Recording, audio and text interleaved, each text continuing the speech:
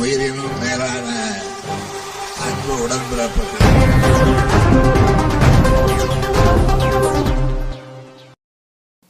San Francisco முதலீட்டாளர்களுடைய மாநாட்டில் பங்கேற்பதிலே நான் பெருமைப்படுகிறேன், மகிழ்ச்சி அடைகிறேன். உலகின் மிகப்பெரிய மதிப்புமிக்க பெருமை அமெரிக்காவுக்கு உண்டு என்பது அனைவராலும் ஏற்றுக்கொள்ளப்பட்டிருக்கக்கூடிய உண்மை. அப்படிப்பட்ட அமெரிக்காவுக்கு நான் வந்திருப்பதை பெருமையாக கருதுகிறேன்.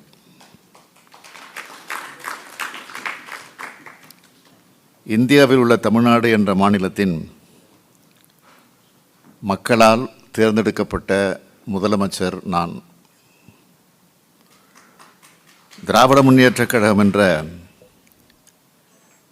75 ஆண்டுகள் பழமையான அரசியல் இயக்கத்தின் தலைவராக நான் இருக்கிறேன். இப்பொழுது தமிழ்நாட்டை 6வது முறையாக ஆட்சி செய்து கொண்டிருக்கிறோம். இந்திய நாட்டில் பல முறை எங்களது கூட்டணி பிரதமர்களை உருவாக்கி ஆட்சியில் இருந்திருக்கிறது. எனது தந்தையை பற்றி உங்களில் பலர் கேள்விப்பட்டிருப்பீர்கள். முத்தமிழறிஞர் கலைஞர் அவர்கள் தமிழ்நாட்டில் 5 முறை முதலமைச்சராக இருந்திருக்கிறார். இந்திய நாட்டின் பல பிரதமர்களை உருவாக்கியிருக்கிறார். அப்படிப்பட்ட புகழுக்கு சொந்தக்காரர் அவர். 1971ஆம் ஆண்டு முதலமைச்சராக இருந்தபோது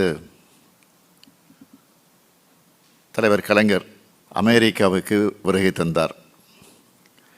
இப்பொழுது நான் வருகை தந்திருக்கிறேன்.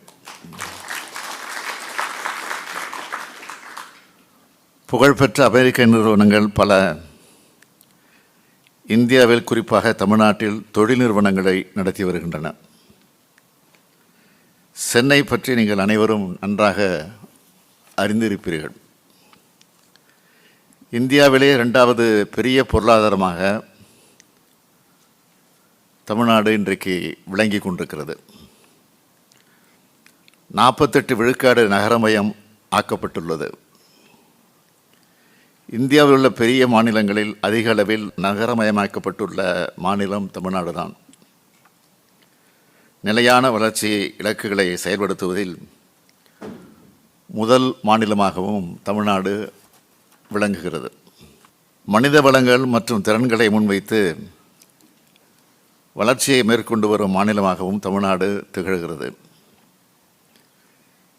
இந்தியாவின் முன்னணி உயர்கல்வி நிறுவனங்களில் கிட்டத்தட்ட 20 விழுக்காடு தமிழ்நாட்டில் உள்ளது. இந்தியாவின் தேசிய சராசரியை விட 2 மடங்கு அதிகமாக உயர்கல்வியில் மாணவர்கள் சேரும் விகிதத்தை 48% கொண்ட மாநிலம் தமிழ்நாடு. இந்தியாவில் உள்ள தொழிற்சாலைகளில் பணிபுரியும் பெண்களில் சுமார் 45% பேர் தமிழ்நாட்டை சார்ந்தவர்கள் என்பது குறிப்பிடத்தக்கது. தெற்கு ஆசியாவிலேயே சுகாதார சுற்றுலாவில் முன்னணி மாநிலமாகவும் தமிழ்நாடு திகழ்ந்து கொண்டிருக்கிறது. இத்தகைய வளர்ச்சி மிகுந்த மாநிலமான தமிழ்நாட்டுக்கு தொழில் துவங்க வருமாறு உங்களை எல்லாம் அழைப்பதற்காகத்தான் நான் இங்கே வருகை தந்திருக்கிறேன்.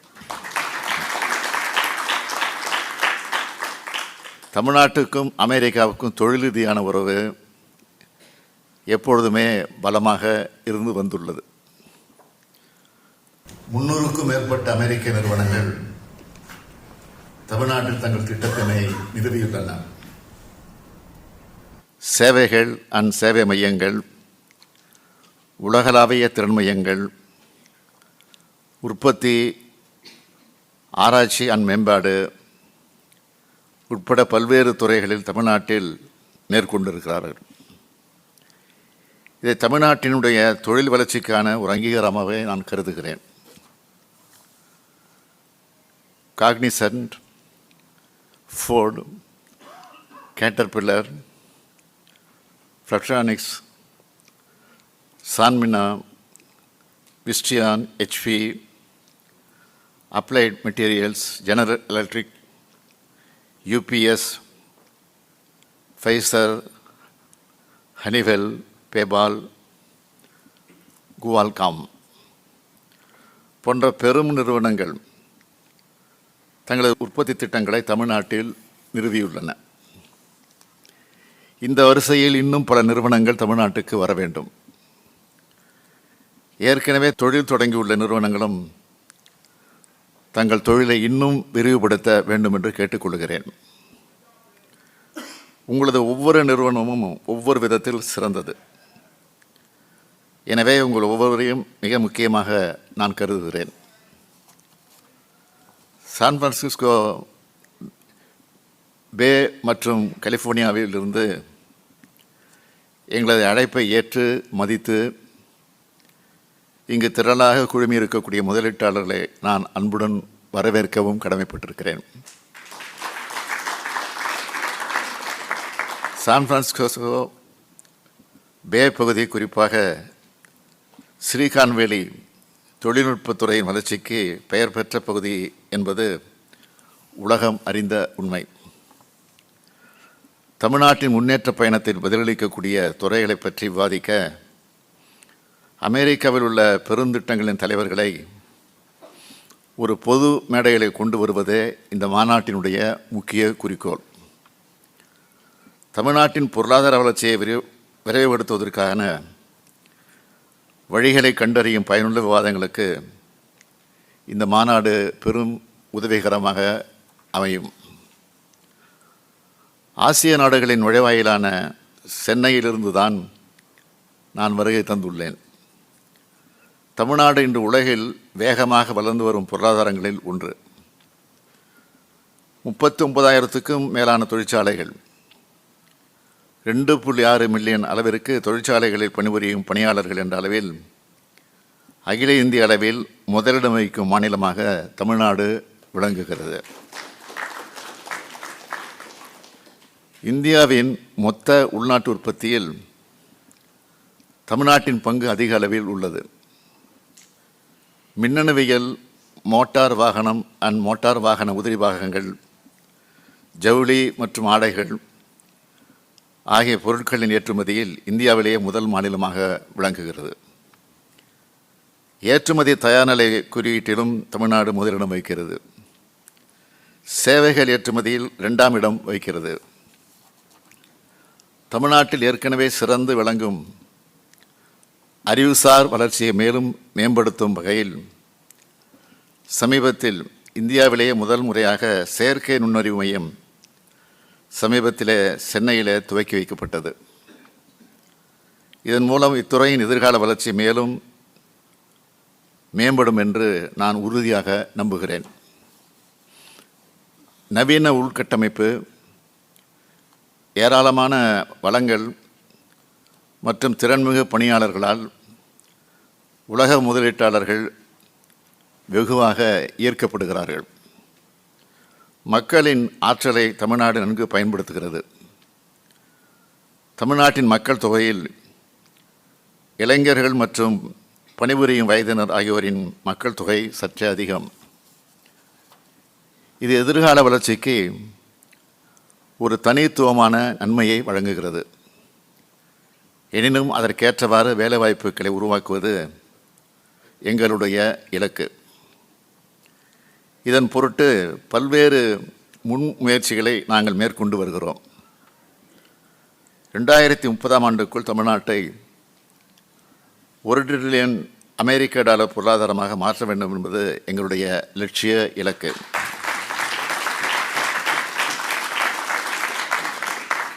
இதை அடைவதற்காக மூலதனம் அதிகம் உள்ள தொழில்களையும் வேலைவாய்ப்பினை அதிகப்படுத்தும் தொழில்களையும் ஈர்ப்பதில் நாங்கள் கவனம் செலுத்தி வருகிறோம். இவ்வாறான இருமுனை முயற்சி தற்போது சாதகமான பலன்களை அளித்து வருகிறது.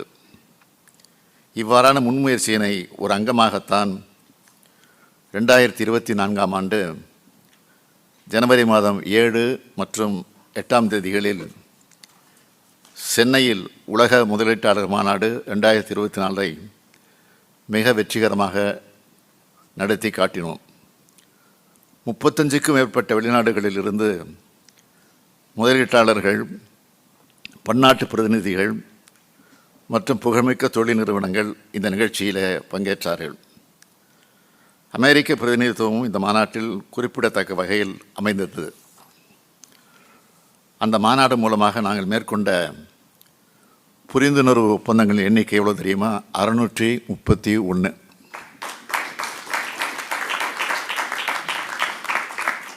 ஈர்க்கப்பட்ட முதலீடுகளின் மதிப்பு 80 பில்லியன் அமெரிக்க டாலர்கள். இதன் மூலமாக 1.4 மில்லியன் பேருக்கு நேரடியாகவும் 1.2 மில்லியன் பேருக்கு மறைமுகமாகவும் வேலைவாய்ப்பும் கிடைக்கும். இந்த பிரம்மாண்டமான நிகழ்வின் மூலம் உலக முதலீட்டாளர்களுக்கு தமிழ்நாட்டின் மேல் உள்ள நம்பிக்கையை உலகத்திற்கு நாங்கள் எடுத்து காட்டினோம். மொத்தமாக சொல்ல வேண்டுமென்றால் கடந்த 3 ஆண்டுகளில் 3.1 மில்லியன் பேருக்கு நேரடி மற்றும் மறைமுக வேலைவாய்ப்பை உருவாக்கும் வகையில் கிட்டத்தட்ட 120.48 பில்லியன் அமெரிக்க டாலர் முதலீடுகளை ஈர்த்திருக்கிறோம். ஆயிரக்கணக்கான இளைஞர்கள் மற்றும் பெண்களுக்கு அவர்கள் வசிக்கும் பகுதிக்கு அருகிலேயே வேலைவாய்ப்புகள் பெருமளவில் உருவாக்கப்பட்டிருக்கிறது. இதன் மூலம் மாநிலத்தின் அனைத்து பகுதிகளும் சமமான அளவில் உறுதியாக சமூக பொருளாதார வளர்ச்சி பெற்று வருகிறது. இவ்வாறு ஈர்க்கப்பட்ட முதலீடுகளில் அமெரிக்க நிறுவனங்களின் முதலீடுகளும் பெருமளவில் உள்ளது என்பதையும் நான் உங்களுடன் மிகவும் மகிழ்ச்சியுடன் பகிர்ந்து கொள்கிறேன். இந்தியா, அமெரிக்கா ஆகிய நாடுகளுக்கு இடையேயான பொருளாதார உறவுகள் சமீப காலங்களில் மிக பெரும் எழுச்சி கண்டுள்ளது.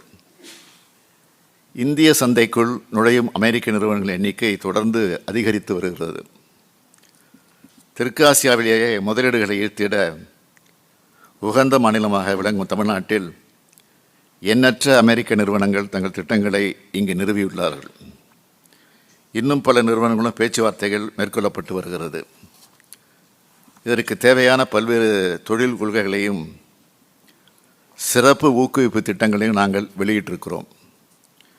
மின்னணுவியல் கொள்கை, நிதிநுட்ப கொள்கை, ஏற்றுமதி மேம்பாட்டுக் கொள்கை, ஆராய்ச்சி அண்ட் மேம்பாட்டுக் கொள்கை, ஒவ்வொரு திட்டத்திற்கும் தேவைப்படும் அனுமதிகளை விரைவாகவும் எளிதாகவும் பெற்றிடும் வகையில் ஒற்றைச்சாளர இணையதளத்தை ஏற்படுத்தியிருக்கிறோம்.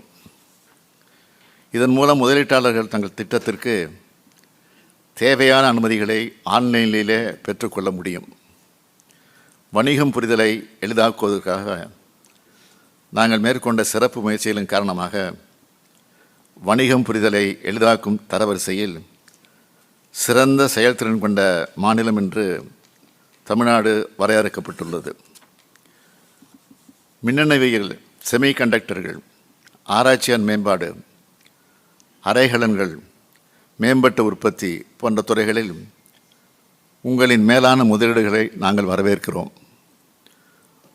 ஒருவருக்கு ஒருவர் பரிமாறும் நட்பின் அடிப்படையிலான நல்லுறவின் மூலமாகத்தான் நாம் வளர முடியும்.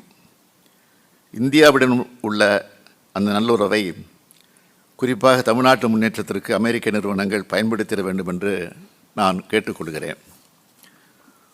உயர்ந்த மனித வாழ்வியல் நெறியை கொண்ட நாடு அமெரிக்கா.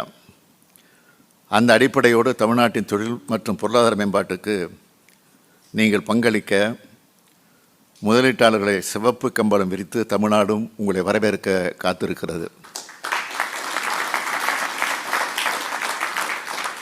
எங்களின் அரசு பயணம் பெரும் வெற்றி பெற உறுதுணையாக நின்ற சான் பிரான்சிஸ்கோ துணை தூதர் டாக்டர் ஸ்ரீஹர் ரெட்டி அவர்களுக்கும் அவரது குழுவினை சார்ந்த அனைத்து தூதரக அதிகாரிகளுக்கும், இதெல்லாம் ஒருங்கிணைத்த திரு கௌரவ் வர்மா அவர்களுக்கும், லேலா கண்ணப்பன் அவர்களுக்கும், என் ரங்கசாமி அவர்களுக்கும் என்னுடைய நெஞ்சார்ந்த நன்றியை தெரிவித்துக் கொள்ள விரும்புகிறேன். இம்மாநாடு சிறப்புற நடைபெறுவதற்கு பெருமளவில் வருகை புரிந்துள்ள தொழிலதிபர்களுக்கும் பல்வேறு நிறுவனங்களின் தலைமை அதிகாரிகளுக்கும் எனது மனமார்ந்த நன்றியை தெரிவித்துக் கொண்டு உங்களை எல்லாம் இந்த மாலை நேரத்தில் மகிழ்ச்சியோடு காண்பதற்கு ஒரு நல் வாய்ப்பை ஏற்படுத்தி தந்திருக்கக்கூடிய அனைவருக்கும் என்னுடைய இதயபூர்வமான நன்றியை தெரிவித்து என் உரையை நிறைவு செய்கிறேன். நன்றி, வணக்கம். என் உயிரினும் மேலான அன்பு உடன்பிறப்புகள்